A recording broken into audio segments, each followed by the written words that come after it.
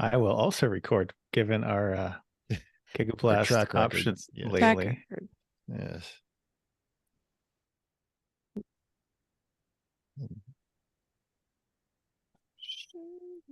Now be quiet. This is good radio.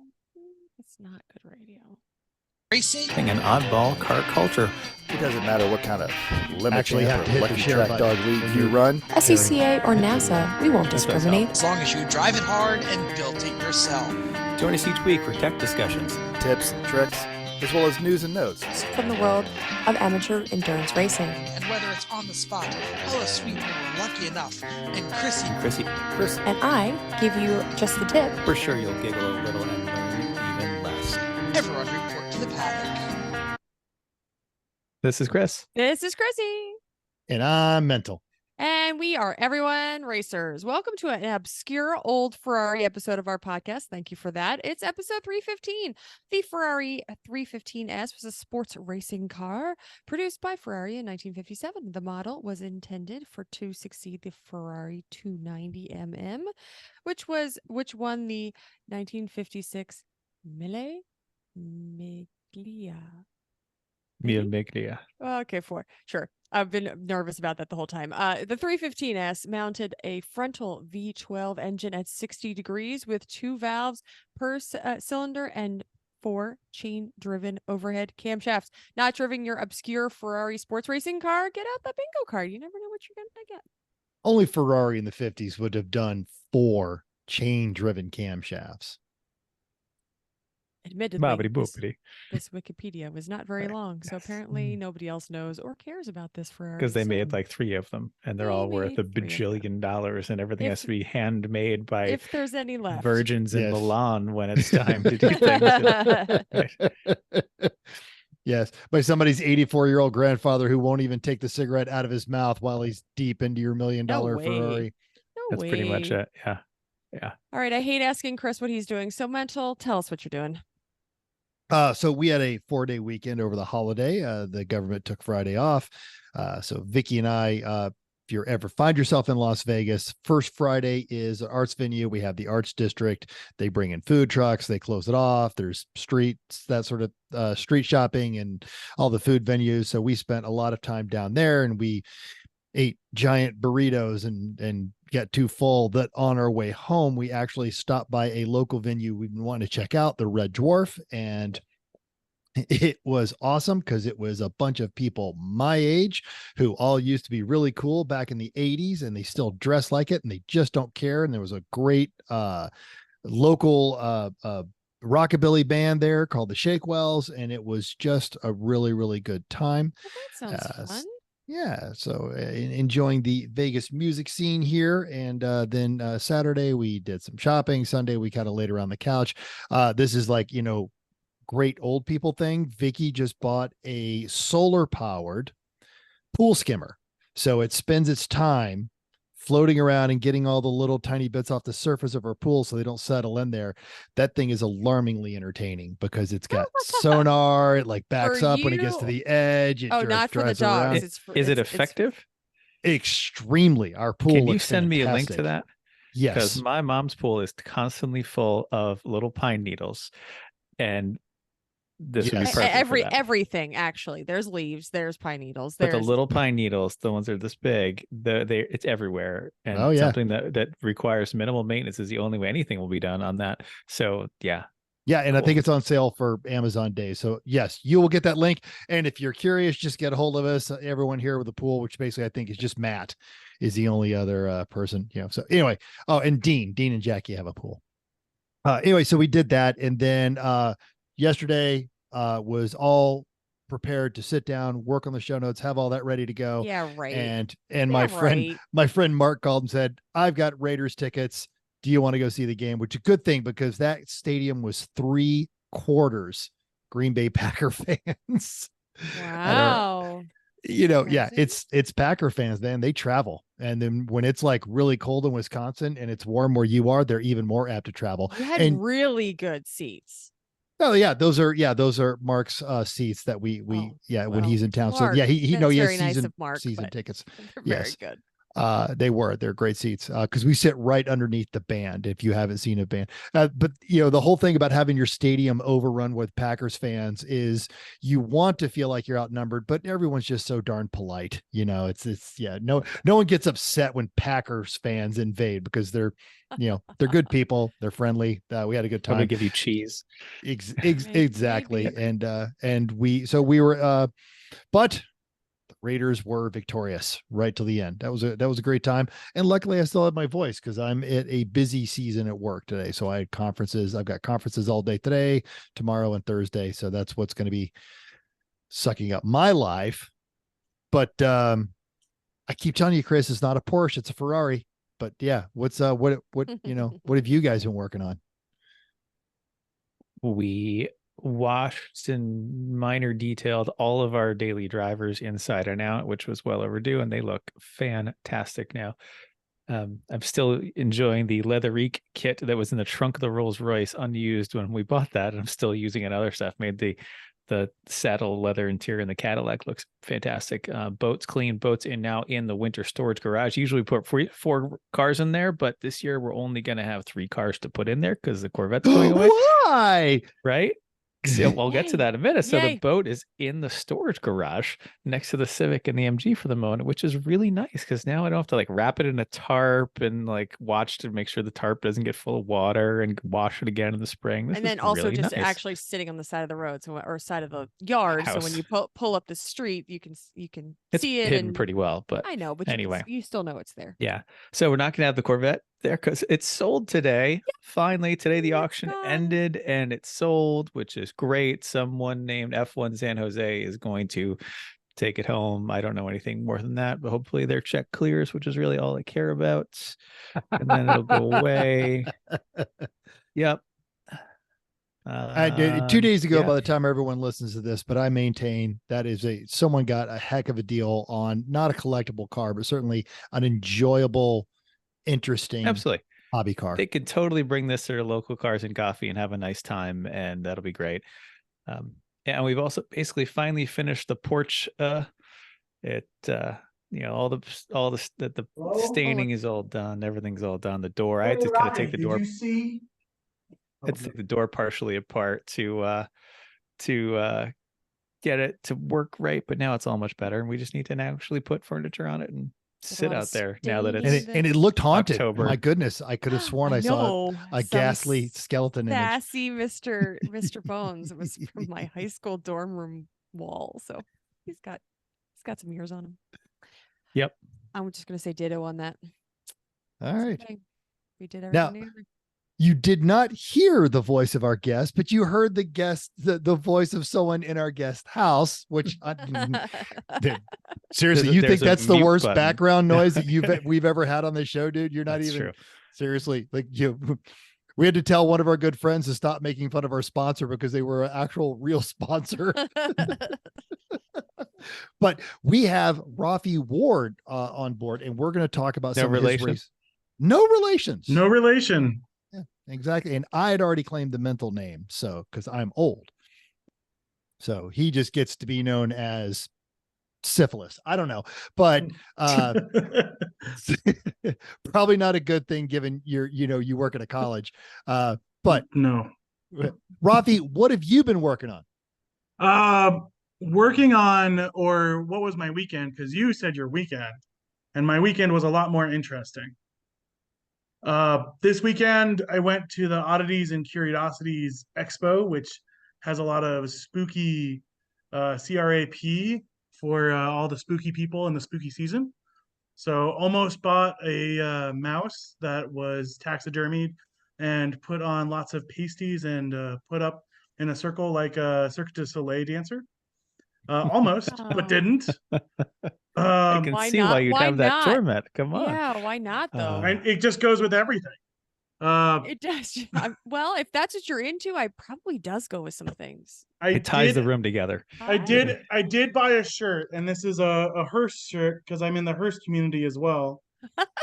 You mentioned it. you were going to be busy at the end of this month with the Hearst Club, because when I lived in Colorado Springs, we would always be down there for the Emma Crawford Coffin Festival, and we would do the street races. And the Denver Hearse Club would come down there and bring all of their hearses. And they had the one guy with he's like 6'2", but then he puts on the boots and the mohawk, and he's like 7'8", and he's got like this. He's got a Mad Batwing. Max. He's got a Mad Batwing Max hearse that shoots flamethrower. flames. Yes. And I've driven that hearse while there's flames going out through the hood, and there's a flamethrower up top. So yeah, that's always a fun. That is actually a fun club. I always enjoyed. No, I would see them at a handful of festivals in Colorado, and they were always having fun. You know, I drove a hearse. I got one in 2018 for moving car parts to and from the race, believe it or not. But I am a card-carrying member of the Hearse Club, Denver Hearse Association. I'll give them a shout out. Hi, Zach. Also, hi, Chrissy's mom.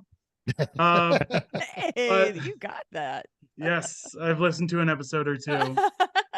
And that was all on Saturday. I bought this shirt and I had a good time. And then on Sunday, I did a little bit of light trespassing, and I went to abandoned FRA Superfund site named Gilman, Colorado, which was inhabited until 1984.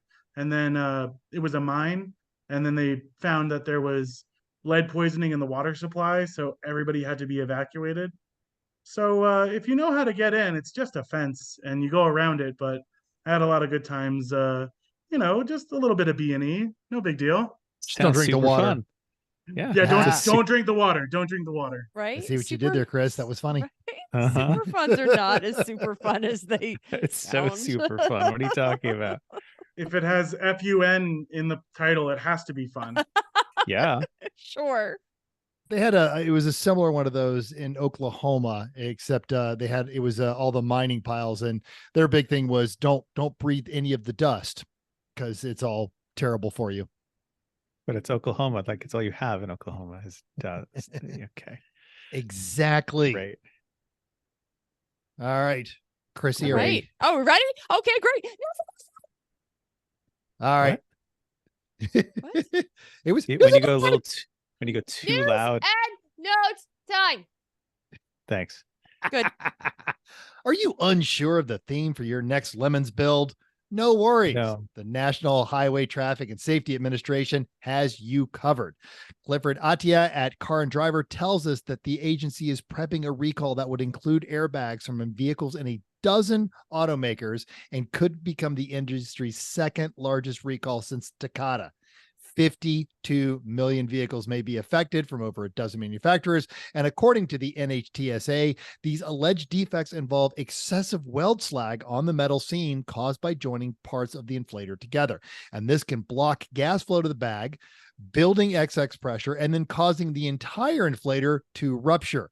And this can result in what the NHTSA calls, quote, metal fragments being forcefully propelled into the passenger compartment. At least 9 ruptures and 2 deaths have occurred, and the safety agency has been investigating this issue since 2015. The manufacturer, ARC, has denied any wrongdoing and calls the incidents isolated. Obviously, more on this as it develops, and as soon as they find out how to tell if your car is going to be subject to the recall, we will put that out there on all of our social medias and cover that one here. It says a 1 in 370,000 chance of rupture. As long as you're not the one, that's you can roll with that. And how do probably. you know that your friend isn't the one and or if they're not, are you too? Yeah. Yeah. So it's 1 in 370,000, but all of us own how many cars? Ooh.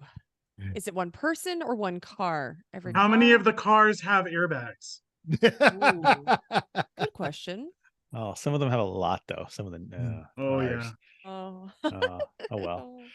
Anyway, hey, we mentioned the idea of an electric skateboard platform, especially for EVs, and the Rivian is exactly that. But as Jillian Denistron at Inside EV points out, it can make the most minor repair very expensive because the body is fused to the chassis and hence require a removal of the metal and replacement.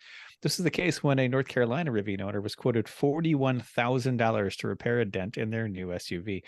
Rather than be faced with a total of that fancy new truck, the owner found a guy named Matt Boyette, who runs all-out paintless dent removal in Jacksonville, Florida, known on Insta as the Dent Slayer. He was able to fix the dent for between $3,000 and $7,000. That's a tight range. And as the article states, the result is close to perfect. You'd be hard pressed to notice any defect if you're not looking for it. A tiny dent and 2 dots that will need some paint touch up. So while vehicles innovate and standard repairs don't work, so do repair shops. The result has gone viral, and a link is in the notes. A good PDR guy is worth a lot of money. Yes. We did get someone reach out to us on one of our socials asking about what we thought about the glue paintless dent repair kits, which I've never had any experience with, but I remember seen on TV at 2 a.m. Seen on TV. Yeah. I do remember living in Oklahoma. So we had a lot, hail damage and stuff like that. And there were some folks with the spoons, and they'd gotten to the point of, no, I will not be taking on your vehicle. I'm full and I've got all the work I want. And Wow. a good paintless, if you're looking for, you'll have to learn to apprentice in this industry. But if you are looking for a place where you can write your own ticket, learn how to be a good PDR person. Cause like Chris said, good ones are awesome. Yeah. Especially with more and more aluminum body work coming out too. That's a little harder to repair. That's gonna be good. Cool. Okay. What will you do when you retire? Well, when one finally retires from the career, most assume that they're going to take up some more time. Generally speaking, people take on a new hobby. Some folks get into gardening, others photography. Andrew Beckford from Motor Trend tells us a story of Lee Meyer of Nebraska, decided to modify his 1996 Ford Crown Victoria so that his 2,200-pound pet Watsu Longhorn Bull could ride shotgun with him into to local parades, as one does. Meyer and his bull Howdy Doody have made national news this week when they were pulled over in Norfolk, Nebraska by local police. Meyer had decided to take Howdy Doody for a ride in his modified Crown Victoria in Norfolk, about 35 miles away from Meyer's ranch, where he eventually did you show all the pictures? Because one of them is hilarious. No, I did not. I just showed the one. Yeah, okay. We'll go to the next one. Okay, great. Yes. So 35 miles away from Meyer's ranch, when eventually the pair were pulled over by police. Doody, apparently not a fan of the fuzz, decided to express his distaste for the law by expelling exorbitant amount of excrement down the Vic's quarter panel. All right. Probably isn't why the bull was pooping, but that's what we're going to frame it. Technically, it isn't illegal to modify a vehicle to carry a large animal as long as it still meets regulations. However, due to Howdy Doody's size and continuous stream of Doody running down the Crown Victoria's rear window, Meyer had some visibility obstructions.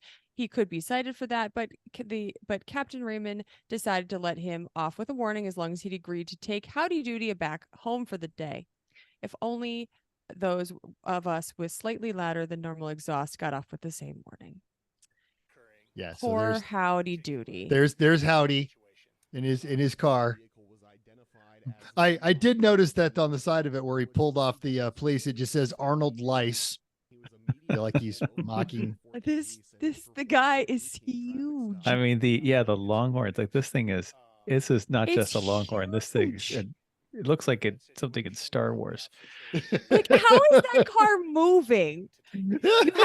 If you're listening to this on the radio, you have to Google it. It is hilarious. We'll have a link to the article and the video in our show notes, because I would argue the bull probably weighs as much as a Crown Vic, which just probably says a lot for how good a Crown Vic is. Oh, but can you see the back rear? You have to show the rear quarter panel. Scroll down in this video, or scroll down and not in the video. Scroll down in the pictures. Oh, that's what I'm looking for. Oh, Nice for it. You just hose it off. Yeah. Hose it off. You have to Google this if you are not watching this on YouTube, because I could not get over this guy. Yikes. I missed that one. Oh, Howdy Doody. Sometimes the internet doesn't have anything good on cars, and sometimes you stumble over something like this. And I was like, let's talk about this. Okay. All right. So some of us can admit that we spend some time scrolling through some kind of social media and or forum that we think is productive because we're learning about what friends are doing, blah, blah, blah. But there's a whole internet to explore. So the find of the week at Racing Junk was the how-to and tech tips section of Racing Junk.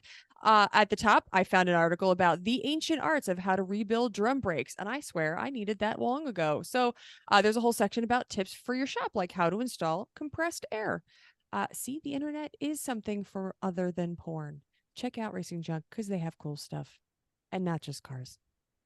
Absolutely. While you're checking it out, hit that pod 23, get that pro membership, like stupid cheap, like cheaper than a meal at Applebee's type cheap. And you get 50 photos for ads. You get to see who's watching your item. You get a dashboard. You can search favorite ads. You get early. You get video uploads, all kinds of credit. It's cool.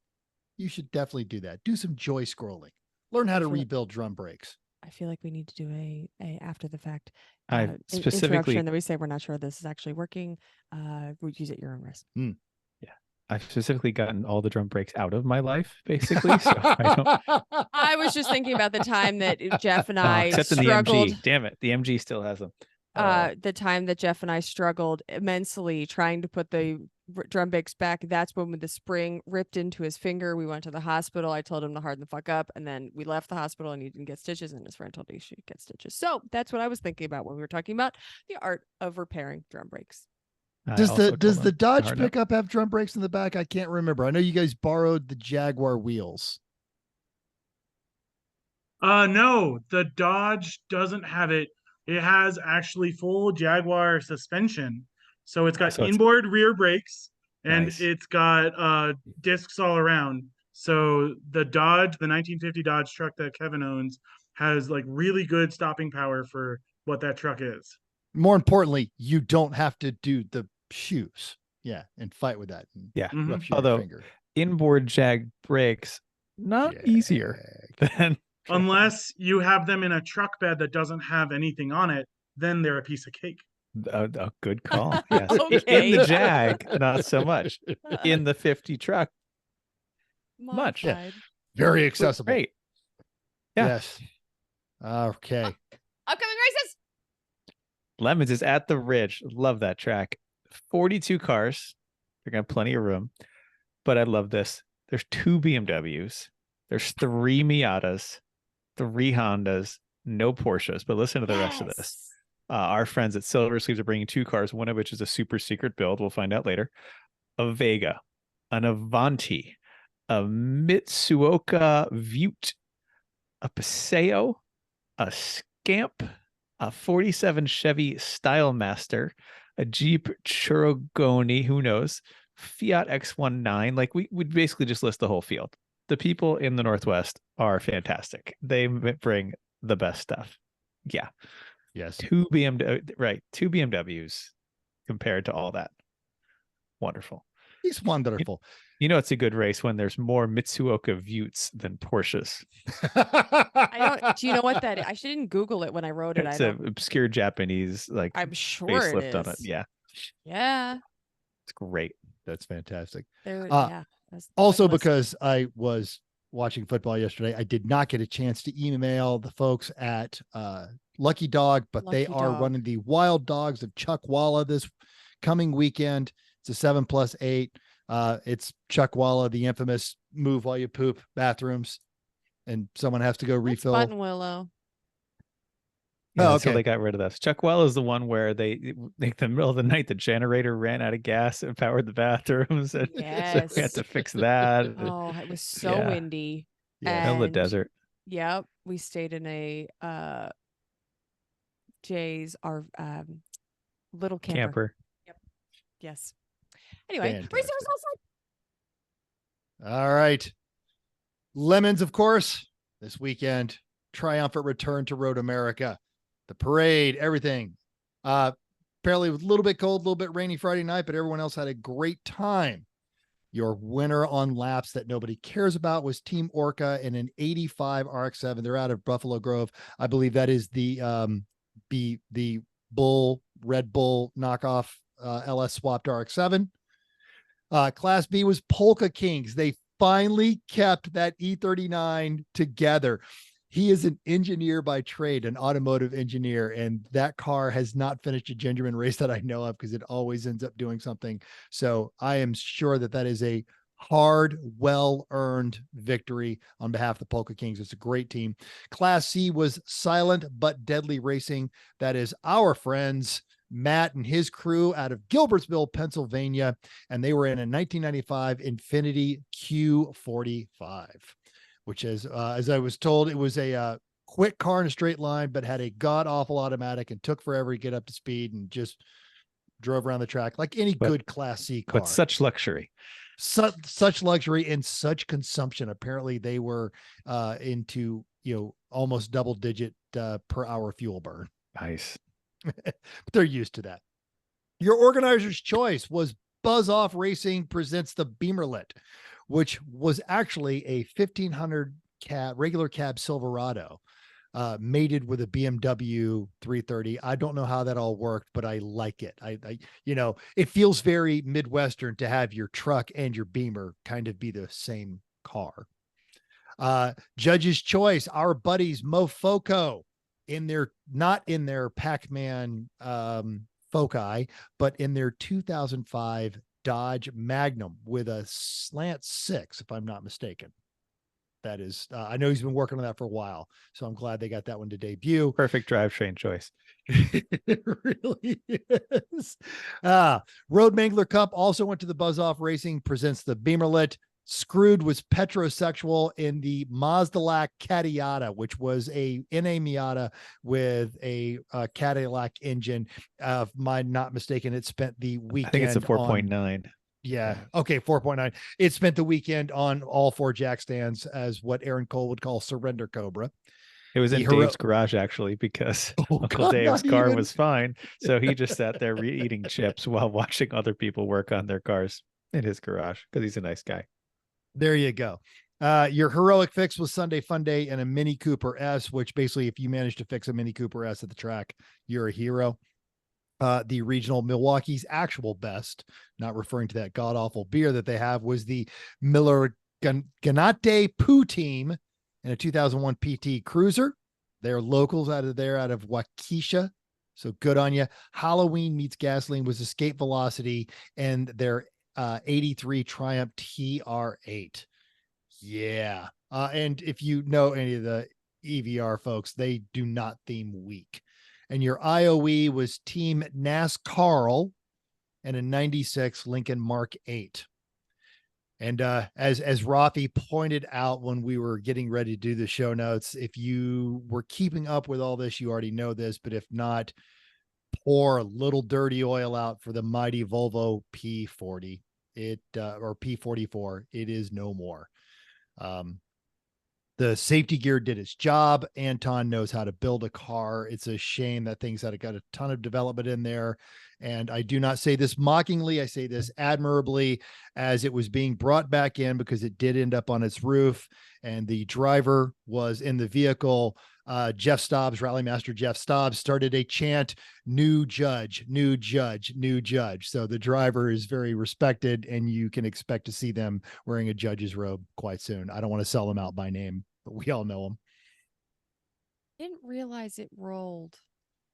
And then some. I don't think there's a corner of that car that is not squishy. But I didn't. I wasn't sure if it was in the wall in the front, like spun kind of thing. Yeah. That driver has a good history of being conservative, safe, clean, thoughtful, smart, many helpful, helps like other people. Yeah. Not his first rodeo. No. Yep. So just sometimes you bite the bear, sometimes the bear bites you. But for the next year, everyone else is going to win because they're going to be a fantastic contribution to the community. Absolutely. I also want to say that rolling a car is one of those like fears when you get into racing.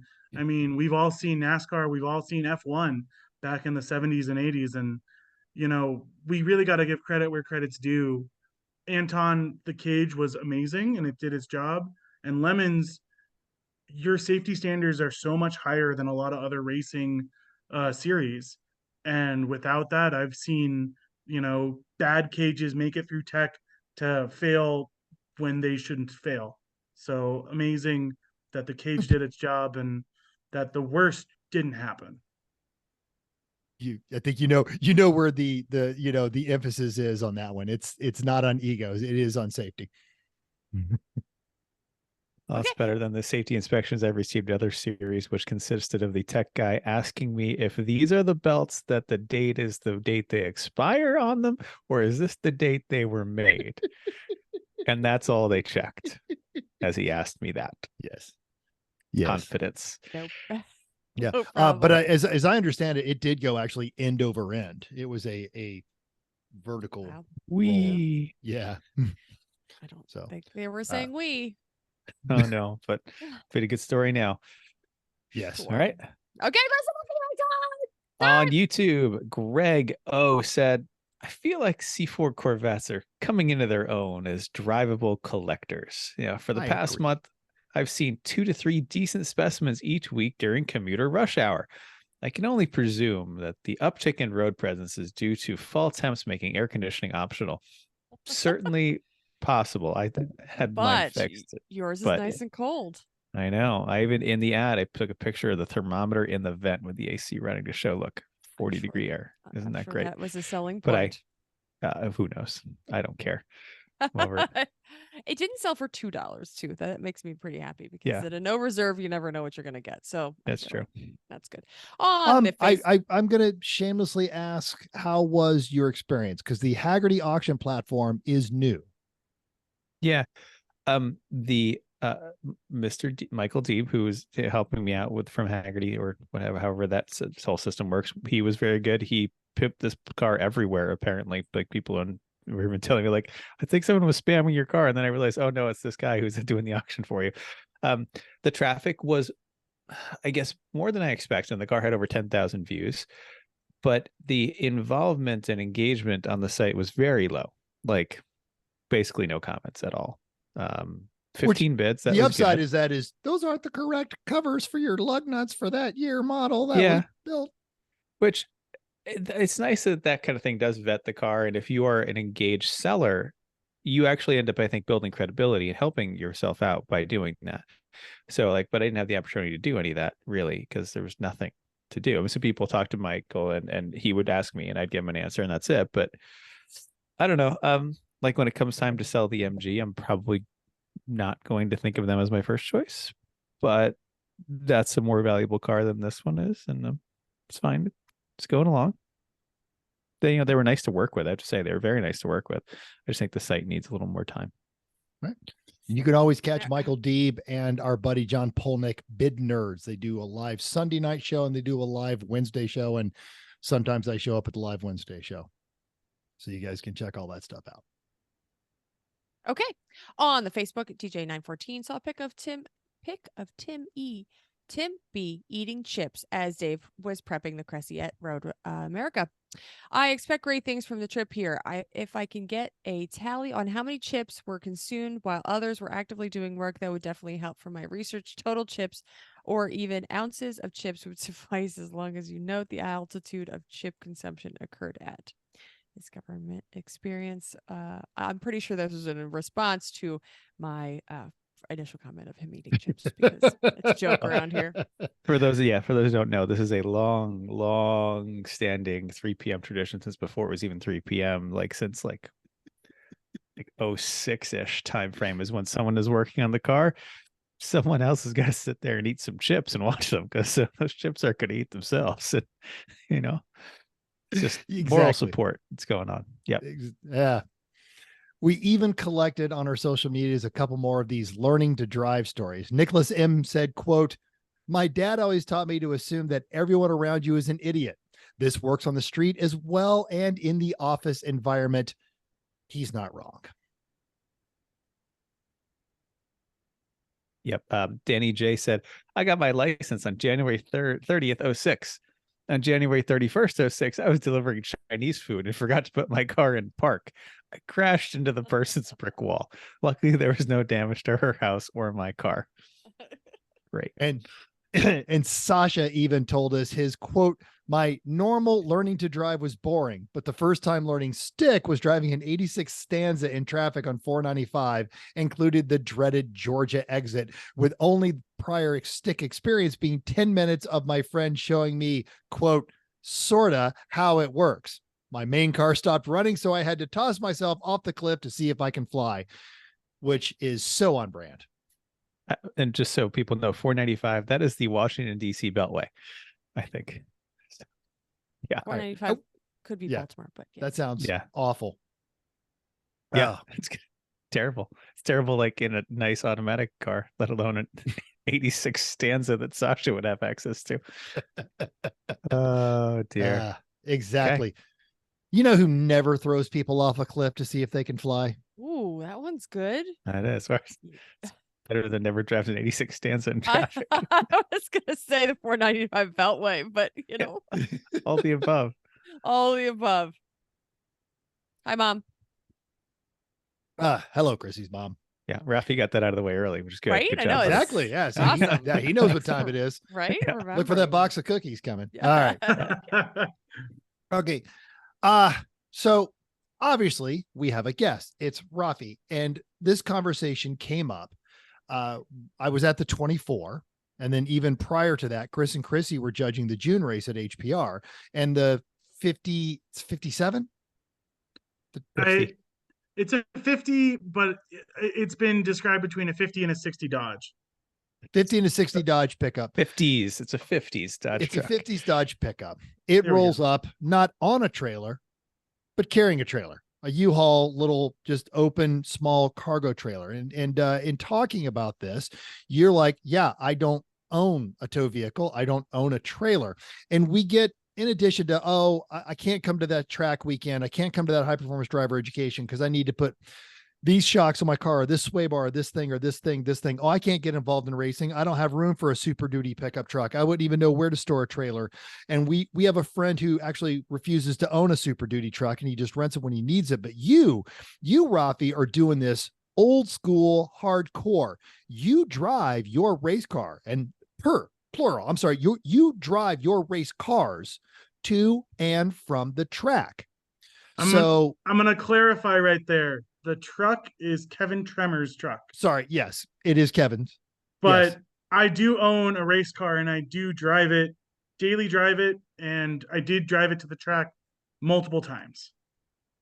So even if you're not going to be that hardcore where you drive your race car to and from the track, there are definitely some lessons you can learn about being more efficient, about being more frugal, or if you're just considering this a barrier to go racing, take that barrier away. So we're going to go into that. So you live is it in Boulder or just outside of Boulder? I actually live in Denver now. I lived in Denver. Boulder for years and years, and I still work in Boulder. All right. So you lived in Boulder, live in Denver now. So you're driving your race car, not always in the best environment, I would imagine. And to reduce the suspense, your race car is I have a 1986 Toyota MR2 race car. Boom. The first generation one. Fantastic. Yes. All right. So, well, let's just start with the first one. Because it's not like you're driving a B-body wagon. How do you fit everything you need into an MR2? Okay, so this is going to require a little bit of backstory of how I got into Lemons and then how we got to where we're at now. 2016, I went to my first race at HPR. It was a great race. The Fieros were there. The Project Swiss Cheese was there. There was, Geo Metros. I had a great time. And I said, I've been following this for years. I've been putting this off. I want to get into this. So I got on to the Lemons forums and the Lemons Facebook community. And I said, who's selling a race car for the cheapest? And these guys in Texas said, we've got this 97 Cadillac DeVille that we raced at MSR Houston. We'll give it to you for like $1,100. So I said, great. And then I said, okay, now I need to tow it. I borrowed Brett Riley's truck, who's also in the Lemons community. He had the Plymouth Sundance or something, but some disposable 80s Plymouth car. Something. Yeah. Anyway, but he lent me his truck, which I'll forever be ingratiated to him for. And I went to Dallas. Feeding your addiction, you should hold him accountable. Yeah. I went to Dallas. I picked it up. I towed it back. Then I said, okay, I got to get a team. I got a team assembled. And then at 2018, the first race, what does a Cadillac with a North Star engine do at any sort of racing thing? Blow head gaskets. Exactly. 36 laps into it, completely exploded. Then in the paddock area, about 6 stalls down, someone was selling their MR2. And I said, oh, I've got a team and I just need a vehicle. So we bought the MR2 as a team. But again, now we're up to Wow, you have some absolutely wonderful friends with horrible decision-making capabilities. We'll buy a race car at the track. Who needs the cross shop? I mean, the best place to buy a race car is on a race day at the track. But we didn't race it then. That was 2018, and they had just added a second race in 2018, the Get Your Fill 500, which is now called the High Plains Drifter. But we got it. We fixed it up. We fixed the overheating issue, and we raced it. And then promptly in like 2019, we blew up that engine. We tried to fix that car and get it ready for the 2020 races. Of course, those races got COVIDed, so we waited till 2021, and the team still together, but all this time, we operated in the team as a democracy. Everybody got a vote, and the team started to get farther and farther away of what I wanted to do with a race car. So, I have the car buying disease. I'm always looking, and another race car in 2021 popped up, and it was another 80s Toyota MR2. And during this time, I've already owned multiple Toyotas MR2. So I have boxes and boxes and boxes of parts. So I said, oh, what's another mouth to feed? But this one had a title and was technically road legal. Technically, because I don't think a car with a cage is really road legal, but it'll have lights and Depends on the everything state. else. Idea or legal? Depends. Because Yeah. Like having a bull in your car is not technically illegal, but Only if it becomes an obstruction so you can't see out the window. only when it poops Right? so badly. Yeah. Yes. Yeah. so now we're at 2021. The team has been together for several years. We all know each other. We all like each other. And the only thing we haven't done is a 24-hour race. So in 2022, September of 2022, we all said, we're going to try this race. And of the cars that's running, Rafi's car, my car, the 1986 car, is running and is ready to go. So we start prepping that. But we raced in 2018, 2019, and every time something broke, we couldn't bring all the parts to the race. So we would bring all the parts that we would think that we would need. And every time something broke, the part you needed was at home. And, I spent years collecting all these parts, but every time we'd have to drive an hour back to Denver and then an hour back just to fix the car. An hour is not the worst. It's not the worst, but It's in still racing, it's still annoying, but yes. If you're gonna So- in racing, if you're going to win, if you're trying to win, then hours matter. So I said, if every time something breaks and I have to drive an hour back and an hour forward back to just get back to the racetrack, I'm not going to bring any parts. I'm going to bring fluids. I'm going to bring tires. I'm going to bring consumables. But almost all the parts I brought were very, very small. And I said, we're going to prep this car as best as we can. We're going to check out everything. And we're going to go to the race without all the parts. So in 2022, we split up all the things that needed to get to the race. There's the easy up, the gas cans, the tires, and like the tools. And we brought all that stuff to the racetrack with everybody's cars in the team. So one person had a van, so they got a bunch of stuff. One person had a Volvo wagon, so he got a bunch of stuff. And we moved it as a team. So think 3 or 4 vehicles like a support, but not just one truck and a trailer. So we moved everything there. And then we started the race, and the car went almost flawlessly. Like people were getting decent times, driver changes were okay, gas was good. The only time around midnight is we had a clutch or transmission problem. We took the car off the track and we said, oh, where's all the transmission fluid? It went somewhere. It evaporated. No Who knows? problem. But it took about an hour to diagnose and then an hour to fix. And that and some brake problems around 4 or 5 in the morning, like the brakes start failing because you've used up 90% of the pads, and you take them off, you see what you got, you put on replacements, and amazingly at the end of the race the car was still drivable. So if the car hadn't been drivable, I had AAA, and the car does have license plates. So I said, worst comes to worst, I will call AAA and I will AAA my car home. But I drove the car to the race. Everybody raced it, and then we drove the car home. And it was amazing and exhausting all in the same time. I feel like there's really only two reactions you're getting from that AAA guy who shows up to pick up your race car. They either go awesome or, oh, this is bull crap.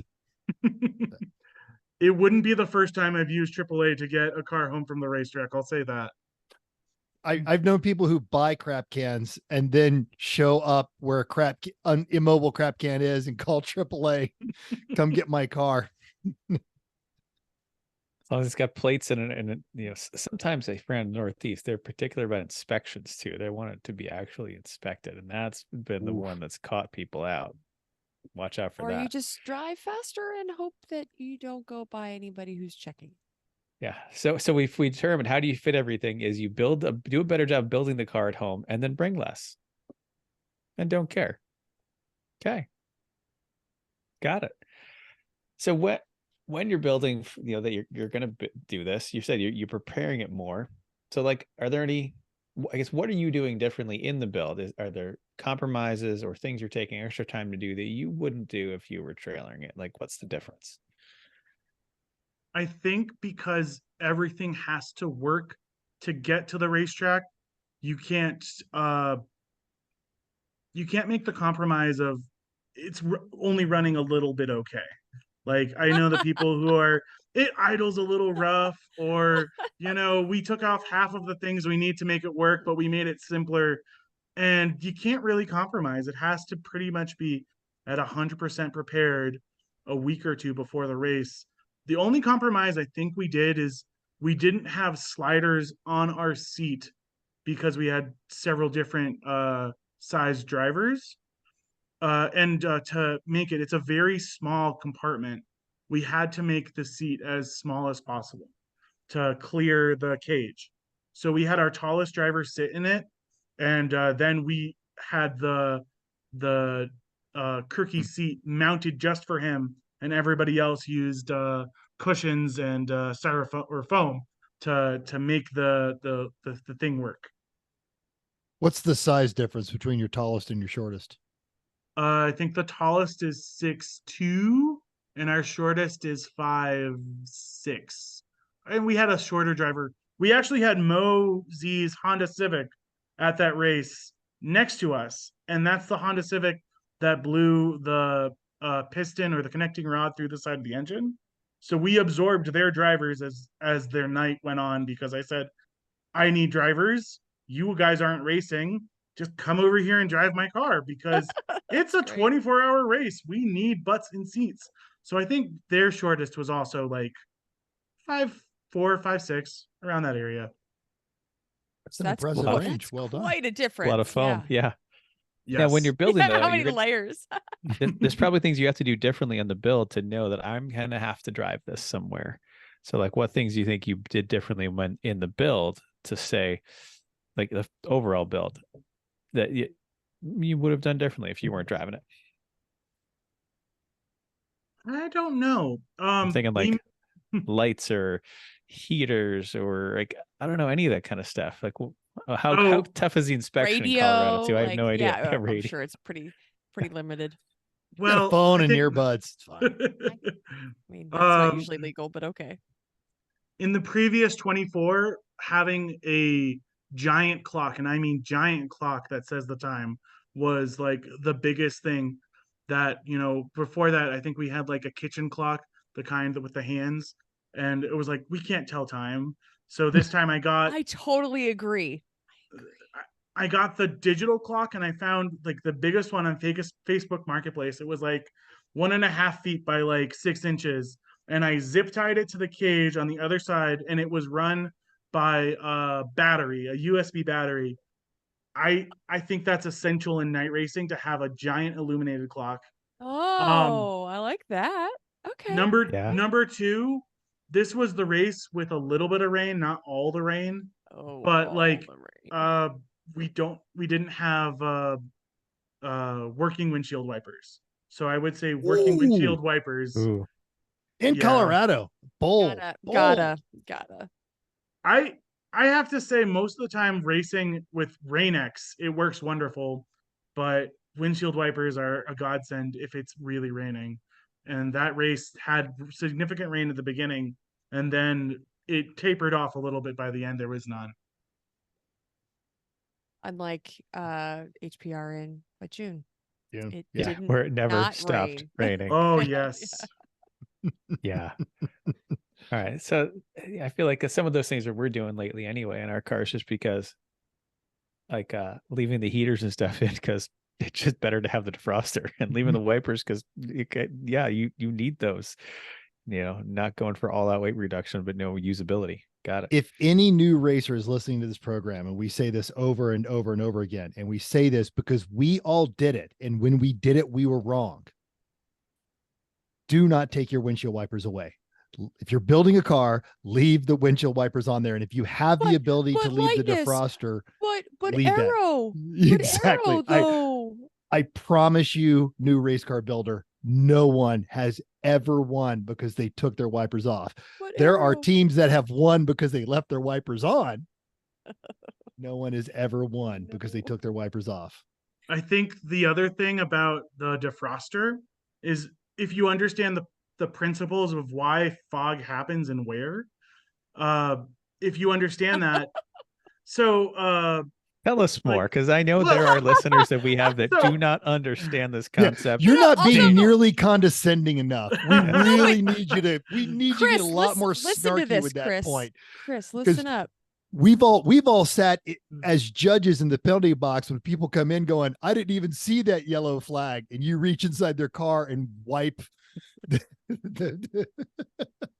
So for the people who don't know, it's condensation and heat that creates the fog on your windshield. And of course there's going to be humidity, so that's what's going to condensate. But the heat is either from your engine or from your dashboard or something, or even inside the cabin, because you humans create heat, and especially in racing. But if you understand what my friend from Alaska used to call this, like the Alaska defroster, if you roll down your windows and you equalize the temperature between the two, then you won't have that condensation and that fog. So there was a team with the Acura Integra.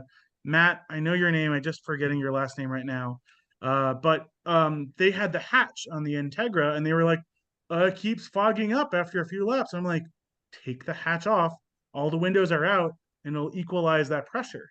So everything with that is just understand what it makes, and just, yeah, there's solutions. But having a defroster is good if you have windows and other stuff like that. Or if you're not moving enough air inside the cabin during an extended full course yellow or something like that. Mm-hmm. Or you're sitting there in the morning waiting to start, waiting to go.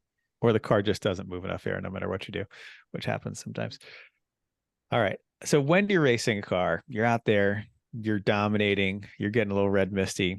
Do you have to change your mindset a little bit when you're driving to know I am driving this thing home? And I speak from a bit of experience here, is when we took Chrissy's Mazda 3 to Grid Life in New Jersey, which is only 2:15 away from our house. I towed the Civic because that's non-registered, and Chrissy drove the Mazda. And during that event, we were concerned, like, well, something's going to happen. No, this car's been reliable, until it blew an oil cooler hose and spewed 4 quarts of oil out all over the place, and it didn't. And so then that was the end of the day. We had to figure out how to drive that home. So along those lines, what do you do differently knowing you're driving that thing home?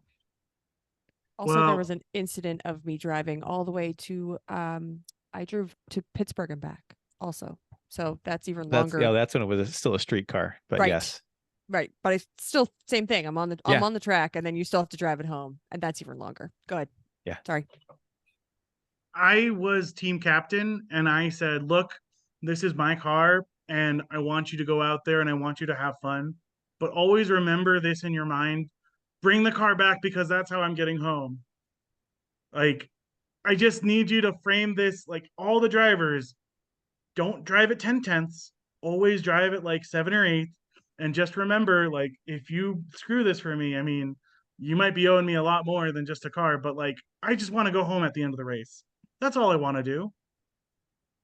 So many people out there, they build their race team on, well, who's got the faster lap times? Well, who does this? Well, who uses less consumables? And there's a real simple answer to that. Who's going to make sure the car's still running at the end of the race? I've had races where the car like limps off the track and onto the trailer, and I did not want that. I will say something about consumables. We only brought one extra set of race pads, and then we used 100% of those. So I drove home on highway at highway speeds with like 1% of my brakes left. And That's all you need. One though. stop. That's all you're getting. One I stop. mean, I didn't, so I wasn't in the car. I had been in the car sometime in the night, and then didn't drive it until I drove it home. And if you drive home from HBR, it's like you don't even need to really touch your brakes until you're on the highway. But it was about like halfway down that highway, and I needed to do like serious braking. And I said, oh, there's like no brakes left. And people had like warned me, it's like, there's like nothing left. And I'm like, now I know. You're like, fine. Yeah. You don't need to brake. Yeah. Yeah. But what I if feel you like I have that attitude half the time anyway, because I'm Sure, the one me that has too. to fix it no matter what. Yeah. So it's like, just don't break it because I don't want to fix it. But we still have some people that get in our car every once in a while that get red misty and they go over a bump wrong, and even they have the best intentions, racing Mhm. incidents, I'll say, still happen. So I feel like you can have that attitude, but it's still difficult for everybody to care 100% of the time and remember Or that I would 100% offer of like the time. other drivers, driver in another car. They don't care that he has to drive that thing home. I own the line. I have the line. I think Well, that's part of it too. So I think most of the drivers I have, because we've been racing together for about 3 or 4 years, we understand like we're not going to win the overall race. Like the Well, 24 not with that is attitude.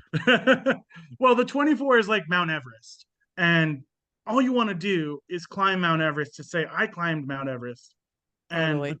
it's just like it's so insane. And at the price point, I got this car for $3,000 without a fire suppression bottle. It had a system and without a seat, and it was caged and running and driving. And it's like for $3,000 plus all the money and time I put into it, that's fantastic. And also, the other thing about running this team, I know there are people out there who say like 90 minutes, 2 hour stints. I'm like, nah, 45 minutes to an hour. No getting red misty. Keep yourself sharp. More stints, but like if you start to feel yourself fade, I can only do 45 minutes. I can't even do a full hour because I feel that fade, and I'm like, okay, time to get off the track and let another person have their turn. Good And on like you. it keeps the rotation a little bit faster. You don't get into that. I've gotten into the like, oh, I'm door to door with someone. I just want another couple laps, and you lose all perspective. If you say you point at that giant illuminated clock, and you say it is 1 a.m. now, bring it back latest at 2 a.m. That keeps people sharp. Driver expectation management. That's Hmm. that's great. Yeah, it's good theory. Good on you. I feel like I drove less and thought about it more, but I was more concerned about driving when I knew that I had to drive it home. Hmm. Maybe that's just me, but that's kind of what I felt like. I was like, we even had a plan B. Speaking of, what's your contingency plan? What kind of, do you have a plan on what you're going to do if it's totally can't drive it? I was going to say something like AAA, But I also know friends with trailers. Like, let's just say if what had happened to Anton's Volvo had happened to my car, like completely flipped, not drivable, not able to make it home, I would have been on the phone with one of my friends with a trailer ASAP and been like, hey, I need to cash in some favors and bring the trailer with the winch, and we'll get it home and we'll figure it out. Um, Thankfully, I've never had to do that. I had a race where I brought a parts car and we needed to rob an axle from the parts car to keep the race car running. So that's when I called AAA and being like, I have a disabled vehicle. It just so happens to be at a racetrack. I need you to drive it. I need you to like tow it home. I don't know what happened. Axle fell out of it or something. It's so weird. But the race cars just happen to be just the same thing. Amazing. Yeah. I've got pictures. Let's say also having spent some time with you at the track too, I feel like you have curried a reputation where somebody be like, just throw it in my trailer, I'll drop it off, come back and I'll get my car, after the fact kind of a deal, which it's not a good plan. It is a reflective of how you conduct yourself at the track and the type of people that are willing to help you. But you should never go into one of these situations going, someone will help me out, because that just makes you a tool. I never said I was smart. I just had a dream to go racing and I somehow made it here. So it helps that you're racing an hour from your home. I was certainly. this is where I was going to get at. What if Like you're going if our car 4? breaks in New Hampshire where it's 7 8. hours away. Yeah. We started talking about going to other races, like the Hallett racetrack in Kansas was going to be the closest one. And it's in Oklahoma, but yes. Sorry. No. There. It's a great track. If you get a chance to go there. Yeah. Yes. But like when I lived in Say hi to Oklahoma, that's Connie. where we went. Say hi to Connie. But almost everywhere else, like Phoenix, New Orleans, Chicago, they're all so far away that it's just like we looked at the logistics and like we can't even think about doing this just yet. Maybe in like a few years, if the team is still together.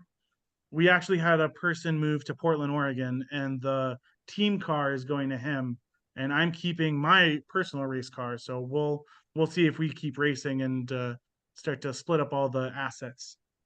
But maybe Portland in a year or two. The one by Seattle Tacoma, that one. The Ridge.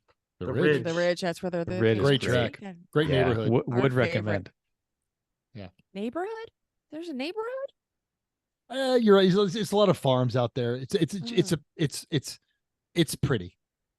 It's beautiful. There's a sketchy junkyard.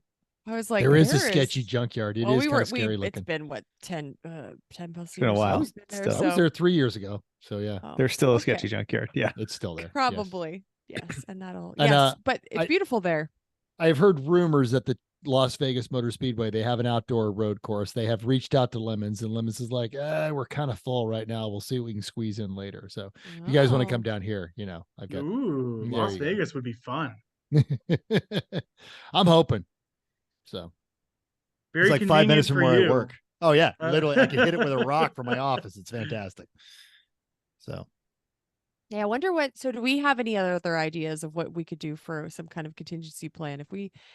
So that was the additional concern that I had is I'm on track. If something happens, of course, it's HPD when I drove out to Pittsburgh, but it's still 4 hours away, long drive, no real friends in the area. So we're kind of like, I'm just going to end up leaving my car at the racetrack or something? That's the tough part is as you get further away, having that contingency plan. I mean, I guess I could have triple-A'd it from all the way home, all the way out there. But The rent a U-Haul and trailer option is always there. Sure. Yeah.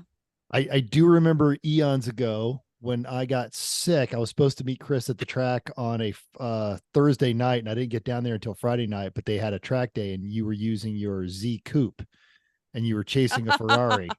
And Yeah. I wouldn't call yes. it Red Misty. You That's just got a great incident. you got into Yes. racer mode, but I was, yes, I was my Z4M. It was at CMP and I had to drive it home from South Carolina to Pennsylvania.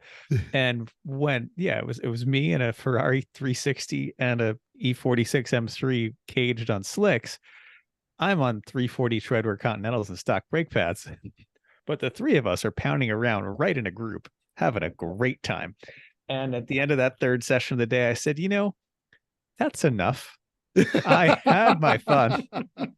I can visibly see the wear on my brake pads through the wheels. I know I have to go home. And I wasn't going to come. I wasn't going to come do. get you. So you were going to have to figure out how to do that, because if you're that dumb to be able to just have fun and then not be able to get home, that's on you. And at that point, I had learned that the Z4M coupe likes to go around corners just a tiny bit sideways. Like that's how it goes. You start to turn, get on the gas, let those 285 rear tires dig in, and you're turning, but the wheel is straight and you're flat out. And that's just, the car loved it. That's how it went around corners. Again, not particularly sustainable when you're on 340 treadwear tires and have to drive it home. Yeah. I had a similar incident, E46 330 at Pueblo, and it was a little more than an hour from my house in Colorado Springs. And I was there doing a track day, and I noticed my tires were just starting to feel out of round. And when I pulled in, I noticed that they were chunking. They had started to lose like bits of themselves. And as I was assessing that, the brake wear marker came on, and because I'd worn down all 4 brake pads. And so I had to order all those parts and ride my motorcycle to work and give Vicky my truck so that she could get to work, because I had basically used her car up at a track day doing the same thing. You have to use your brain a little bit sometimes on these. Yeah. But it's the time you're out there, you're like, just one more lap. It won't hurt. Just one more lap. It won't hurt. 30 minutes I can later. do one more session. The other ones have been totally fine. hurt. Yeah, it totally hurt. Yeah. I will say we did have one teammate who did have a flat trailer with a winch, and he wasn't racing this race because he had taken that weekend to go race another race with his other personal race car. And I said, hey, just in case, if I need to call you, I'll give you a call and then we'll figure something out. So I think that was the real contingency plan. Like, we had, like, if things go absolutely wrong, there is one person with a trailer. And it's always good to have those people who owe you a favor and say, hey, I need that now. Thank you. That's fantastic. Any you run across any law enforcement? You work in Boulder, you say you drive the race car every now and again. I do drive the race car, and I've not been pulled over in it. And I think it's because it's an 86 MR2 with, the 1.64 AGE engine. Doesn't make a lot of power. Really, it's fun to drive, because when you're driving like 75, that's like 100% of the power right there. And does it have numbers and stickers and everything? It does have numbers. It does have stickers. It has a bunch of stickers, and it's not painted up. The other MR2 race car is painted, and after painting that car and theming it several times, I'm like, I'm kind of good painting a car every time I race. But I've never been pulled over. It's got lights. It's got collector car vehicle plates in Colorado because it's an 86, so it's a collector car. Ooh. You're right. That's the best. But other than that, no, I don't do other terribly illegal things. I do that in my 2007 Saturn Sky Redline. That's when I get pulled over. I always worry about it when I do drive the Mazda on the street, because it's a little loud these days, and really loud. It's got the rip-off Martini livery of Midori Racing that's a little loud, and it's got lights on it, but it's very clearly caged. You can see the cage very well from the outside, and no windows, lots of stickers on the back, big numbers. Yeah, it's a race car. I put pictures in the show notes all the way in the bottom of when this past June race. The only way I could work it all out, because I was going to show off my car to one of the judges, is I had to drive the car to work my 8 hours, then drive it directly to the race. So I have pictures of it, and like we wired the lights together. So it's one light bar and 2 giant fog lights. I know that brand name. I'm just forgetting it right Hella, now. I think. Hellas, They're the Hella lights. So that's Sweet. all it is. It's pretty stickered up. Like it's definitely. It's obviously only gotten more more stickers since then. Oh, yeah. I do love those lights. They're not legal anymore, but that's fantastic. Yes. But I have not been pulled over. And there's just so many stickers. So many stickers.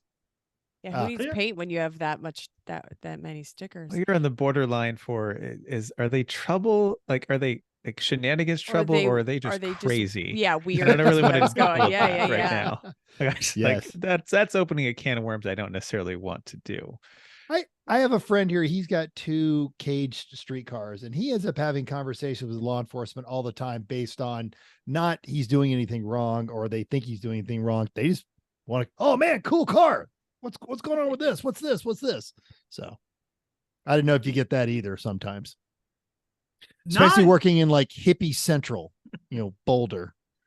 Not yet, but if I drive that car more, I might. It's got no windows. It's got a windshield, and that's it. So it's pretty much summertime and spring and fall. And now that we've gotten to the colder months, I stick it in the driveway. Just wear a jacket. Come on. How hardcore are you? Just put a jacket on. I definitely. So the Mazda also only has a windshield, has a hatch glass as well. So none of the other windows.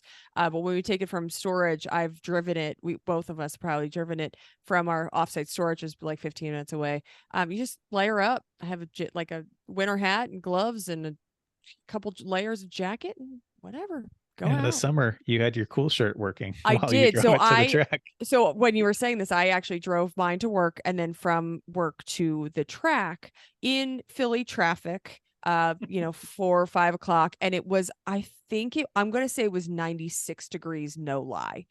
It was the hottest day of the year. I brought my cool suit and cool shirt and box. I brought the box full of ice and put it in my office, left in my office all day, changed into my cool shirt and got in the car and drove in traffic for a good 2+ hours. So whatever, weather, I made sure to tell her that I had to turn the ventilated seat down in the Escalade. I was towing the other car for the track at that time because it was getting a little chilly in here. Oh, yeah. I got no words. I got out and I didn't fall down, but it was uncomfortable. I had some complaints. Oh, the floor was so freaking hot because the exhaust was hot under my feet. Mm-hmm. And that got really hot. It's all hot. So it is all hot. That's all good. So do you have any more stories from all of this? Do you have any, you've told some stories, but is there anything else that you that have come up that you've battled and you've figured out how to make it work and anything like that? In my first ever race in the 1997 Cadillac DeVille, I was the first driver in, and this is my first race, complete rookie team. And, I knew basically only a few people. I went 100%, 10/10ths for those first 3 laps. After those first 3 laps, I was on the short straight going over the start finish line. I put my foot down and no brakes. I exited off in lap 3 at 30 or 40 miles an hour because it's a Cadillac. It's not going that fast. But straight off that first exit, and I learned a lot about racing that day. Because you cannot race a Cadillac at 10/10ths and expect it to be like a primo race car. There's the racing and then there's the wacky. And racing, that was part of the wacky. I think that's also why I raced in Kevin's truck, because that truck is something. It's been racing in lemons for years. It now has a Dodge 5.9 liter V8 engine in it with a 6-speed manual and the Jaguar handling by Jaguar. But it's crazy and kooky and weird, but I kind of like that now that I understand what Judge Phil said. You can't drive it like a regular race car. You are on a Sunday drive and it just so happens to be on a racetrack. On a racetrack. We've had a couple cars like that. Totally get it. Yeah. What was the rule on the rolls? You get to use the brakes once. That's it. Once per lap. You get once per lap. That's it. If you do it more than that, it will overheat them. So You're warned. Yeah. And But you were like, I only needed them twice. Well, that's once twice too as bad, many. isn't it? Yeah. literally that was my answer, was like, but I really could use them twice. And then you start trying to get racy and you're just like, oh, that felt really good when I ran around that corner. And then you're just like, oh, now I have no brakes again. Yep. I feel you. I feel you on that one. Some other stories. The part you need is at the racetrack. Sometimes you just don't know where to find it. And I've started to preach this to other newbie teams. If you need a specific part and you're racing a common enough vehicle, I mean, you don't have to go door to door, but like go to every single paddock or person and say, hey, I have a 80s BMW E30 and I need this. Do you have this? And I've had to do that even in the last race. At the last race with the Corvette that Mental was racing, I had to go to the newbie BMW team and be like, this is how you do lemons. You have a part that you need. You go to every single person and you ask for help. And eventually you either find it or you find help. If I'm not mistaken, they got that part too. It was a team that they weren't even running a BMW, but they had run a BMW. And the guy's like, oh, wait a minute. I've got a couple of those in my trailer I never cleaned out. Mm-hmm. Yeah, that is brilliant. And sometimes it's just something that yes, it might be an actual part or a part that's pretty close that might get you what you need or get half what you need. So absolutely. That's why we love lemons. All right. That's fantastic. Don't have to, but if folks are looking to watch these shenanigans, is there a social media that they can go to? Yes, I have 2 Instagram accounts. My personal account, which is Raf Instagram, so RAF Instagram. And then there's the team Instagram because there was too much going on. And I've done a couple of Lemons rallies. So that is the original racing name that we adopted from the Holy Crap Cadillac. So it's Holy Crap Racing on Instagram. So just Instagram or at Holy Crap Racing. So no space. Yeah. All right. We will have those in our show notes as well. I don't know what it just did. All right. Holy Crap Racing. Excellent. All right. All right. Is it time to wrap this up with our last segment? Sure. Let's do it. You know what that means? It's time for Just the tip. I've got to adjust the tip.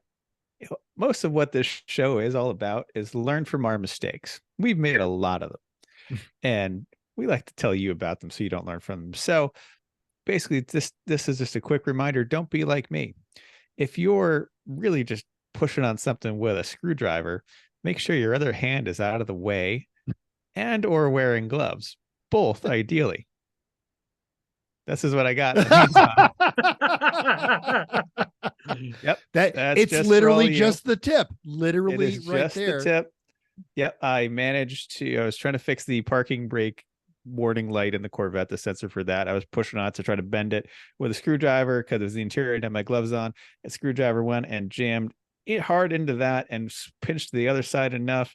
And I'm in the middle of doing stuff. So I, of course, grab a paper towel and some duct tape and just wrap it up nice and tight. And that's good enough for the night until now. So, but that was entirely unnecessary and stupid of me. Especially since now you have to hear about it for like a week because you live with a safety professional. Well, so as a safety tell your story, honey. Okay, so as a safety professional, we call this a line of fire incident. It does not have to be your finger. This is the safety part of your safety tip. Then we'll go back to the story of what actually happened. So this could be anything. You could be using that screwdriver and he could have been scraping something and trying to, and then really just stabbed himself in the stomach. Like it can happen. It doesn't have to be your finger into your hand or something, something other, like a utensil or tool into your hand. It can be into any other body part. So that's really watching what you're doing. Usually you're supposed to push away from you and not have the tool going towards you. That's the safety professional part of me. So what actually happened was that Chris was working in the garage. I was doing all kinds of stuff, folding laundry, making stuff, whatever. And then I I was upstairs getting ready for bed, and Chris is digging in our place where there are Band-Aids and Neosporin, and he's digging and he's looking for stuff. And I was like, And he's trying to do it very quietly. Sure, yes. Like we all do when we're going through the cooler. We're like, don't let Chrissy see that we're looking for something. Don't look in my freaking cooler. Just tell me what you want. So yes. So he's looking. I was like, what are you doing? And he was like, well, cut my finger. And then, yeah. And so instead of coming up, as soon as he did that, he just wrapped it in paper towel and tape to try to fix it. So I said, did you actually get hurt? Did you hurt yourself a lot? And he was like, it bled a lot. The Corvette demanded blood. It did. It did. Tell One- me, I was one- trying to- I'll one- teach you. I was trying to fix a little stupid thing that was wrong because I wanted it to be fixed for the new owner, and that's what happens. And that's what you say to the car. The moral of Yeah. the story is never fix things after they're sold. It wasn't sold yet. Last night it was not sold yet. I was trying to be good because I hadn't disclosed that the parking brake didn't work real well. So I was like, well, I got to fix that thing because I knew what it was. I just got to do it. And Sold as is, where is. No But you knew- refunds. it is now. You- Once it rolls, once I don't see the taillights anymore, not my problem. You bought a 40-year-old Chevrolet. What do you think's going to happen? not your No, fault. Not my problem anymore. Mm-mm. Oh, well. Yes, but you're All right. fine. You're fine. Harden up. Rafi, seriously, this was great. I appreciate the perspective. And it's great that you have found a group of people that not only respect you enough, but respect your car enough to go, Rafi's got to drive this thing home. I don't need that lap record. So, and then being next to you guys when you're in the truck, that was always fun. So, yes. This was, sort of your idea. So I appreciate you coming out to us with the show topic on there. Different perspective. It's great to hear about it. Yeah. and it's 100%. something totally relatable. So that's awesome. Thank Hopefully you. people learn. Thank you for having me on. It was my pleasure. It was wonderful. And, I'm usually that weird guy either at the track or at work being like, hey, you guys want to talk about racing? And getting to hear you guys, I do listen to the podcast. So I listen and I was like, man, these guys get it. All they want to do is talk about like being competitive and having a good time at the track. Mm. I don't know about all that competitive crap anymore. We did that for a while. No.